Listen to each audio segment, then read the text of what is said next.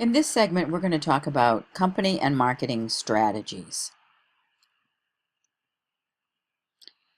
Planning begins with determining the corporate mission. Answer the question what business we're in. Next, a SWOT analysis is conducted at the corporate level. A SWOT looks at strengths and weaknesses of the company internally and the opportunities and threats from outside.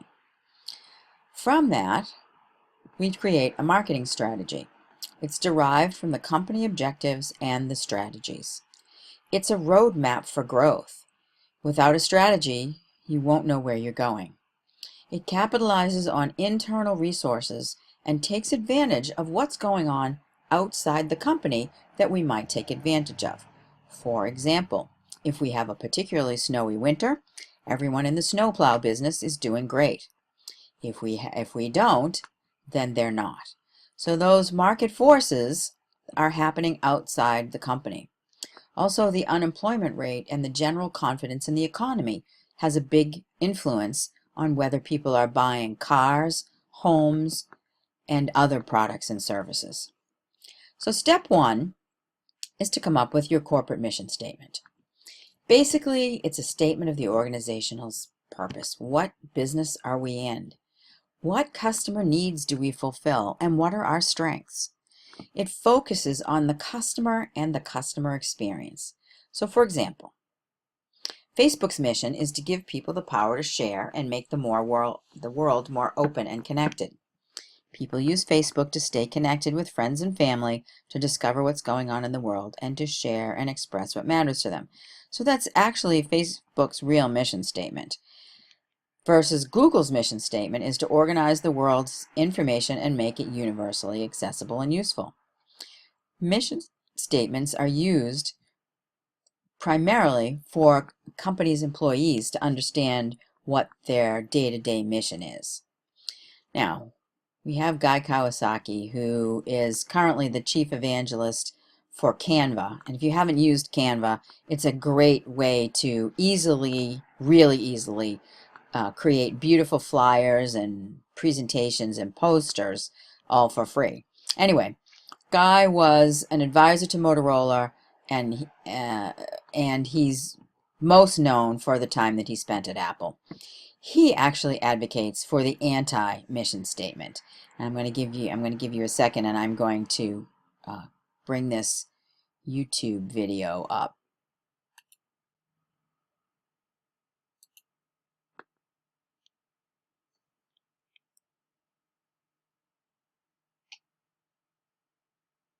The second thing I learned is to make mantra. Many of you have not yet been polluted by the desire to make a mission statement. The desire to make a mission statement comes because you have a graduate school business degree, or perhaps you work for McKinsey for a summer, or something like that has ruined you. And so many entrepreneurs take it as one of the fundamental things they have to do is figure out a mission statement. So what they do is they grab the core team, there's somebody from marketing, from sales, from engineering, production, finance, HR, and they go off-site and they craft this mission statement, and everybody has to put their 2 cents in, because this mission statement has to be workable for employees, for shareholders, for customers, for the dolphins, for the porpoises, and the ozone hole, all that has to be in a mission statement. So what I recommend is that you don't do a mission statement as a startup, because a mission statement usually ends up crap. It's too long, it's impossible to remember, it cannot even focus the company, which is what it should do. Inevitably, you will end up with a mission statement along these lines. The mission of Wendy's is to deliver superior quality products and services for our customers and communities through leadership, innovation, and partnerships. How many of you thought that that was Wendy's mission statement when you bought a hamburger there? How many of you think you could go to Trixie or Biff working at Wendy's and ask them, what's the mission of Wendy's, and they can repeat that word for word? It's impossible. That is a $50,000 mission statement done by a consulting firm. I love Wendy's, don't get me wrong, I love Wendy's. But the mission statement leaves a lot to be desired. By contrast, you should do a mantra. Do a mantra because it's only 3 or 4 words. It captures the essence of your organization. When you have 1,000 employees or 10,000 employees and you can hire a facilitator, you can go off-site and you can use McKinsey, God bless you, write this mission statement. It'll make you feel better. You can put it up on in your annual report. You can post it in your cafeteria, whatever you want to do. But right now, as an entrepreneur, make a mantra. Here are some mantras. First thing is, I think Wendy's proper mantra is healthy fast food. 3 words, healthy fast food. Somewhat oxymoronic, I must admit, but healthy fast food is something very easy to remember. Another good mantra, FedEx. FedEx's mantra in my mind should be peace of mind. Because when you absolutely positively want something someplace, you think of FedEx. The FedEx employee is thinking peace of mind for our customer.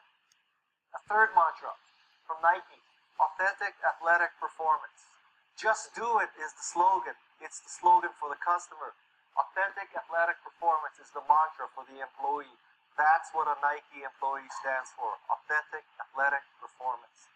And one of the best mantras is from Mary Kay, enriching women's lives.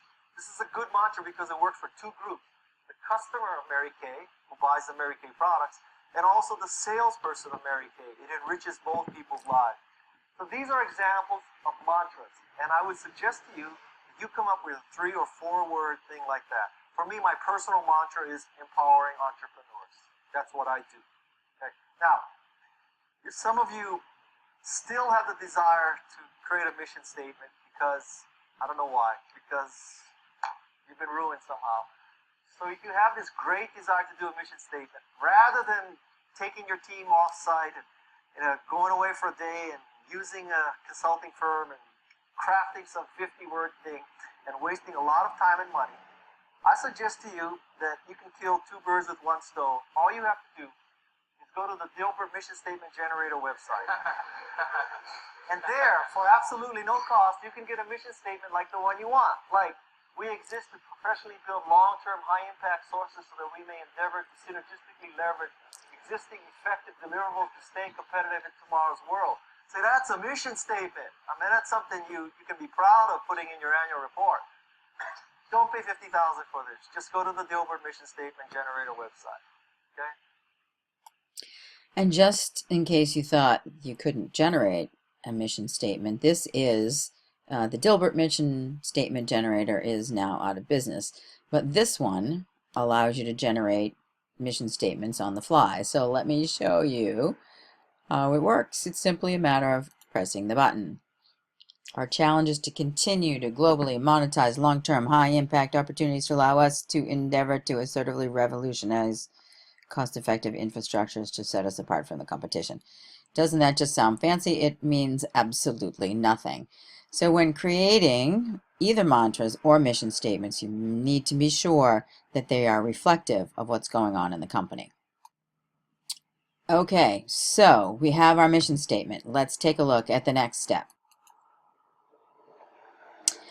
So our next step is to set the company objectives. Okay, the mission becomes company objectives for each functional area of a business.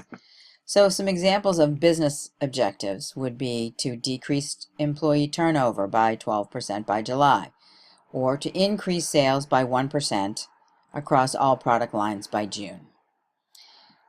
Conversely, marketing objectives focus on things that marketing can accomplish, right? So increasing share of voice. Share of voice is the number of times you are mentioned in the news or on social media versus your competition. Or increase web visits, or increase sales, or increase social media likes. All of those things would be marketing objectives. So that would be step number 2.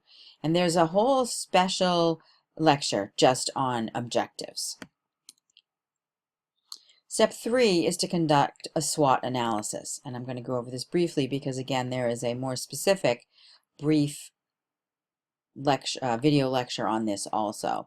So a SWOT analysis is pretty simple. Strengths, weaknesses, opportunities, and threats. Strengths, pretty straightforward. It's what the company does well and can control. Let's think about Dunkin' Donuts for a second. What do they do well? They deliver fast coffee. What are their weaknesses? What do they not do well and they can control? Well, I don't know about you, but I find that their product consistency isn't so great. The coffee that I get at 10 o'clock is not the same coffee I get at 2 o'clock, even though I order the same thing. So that would be a weakness. So strengths and weaknesses are things that the company can control, right? Where opportunities and threats are trends or events in the outside world that the company cannot control. So people get this wrong all the time. So an opportunity for Dunkin' Donuts would be if the Patriots win the Super Bowl, right? They could do something to take advantage of that. A threat might be weather, if it snows, if there's a hurricane, if the economy takes a dive and people can't afford a $3 cup of coffee, right? So remember that opportunities and threats are things that are going on in the outside world that we can't control. We can take advantage of them, but we can't control them. Next step, choosing a target market. Again, we're going to get into a lot more depth in this in a few weeks with other lectures, but you need to take the entire market. So let's say for Dunkin' Donuts, let's look at the entire United States. And then you have to divide that up into groups of buyers who have similar needs, characteristics, styles, or behaviors. So the people that are getting their coffee in the morning, at 7 o'clock in the morning, may have different needs than the people that are coming in at lunchtime looking for a sandwich. And then we choose one or more target markets. Those are the things that we think that are going to bring us the most money quickly. And we select those groups of buyers and their characteristics who are most likely to purchase your product or service. So you might use an example of a target market, Facebook users versus Snapchat users. Snapchat users tend to be much younger. Facebook users tend to be more global. And then we would have to take the billion Facebook users and kind of slice that up into various markets. And then the next step is to look at the basis of this entire course, which are the 4 P's of marketing, is what we call them. The 4 P's include, and in order, product, price, place, and promotion. So we announce a new product, we have to find a price for that product. The place is, how do we distribute it? Do we sell it online? Do we sell it on Amazon? Do we put it in Walmart? Do we sell it ourselves?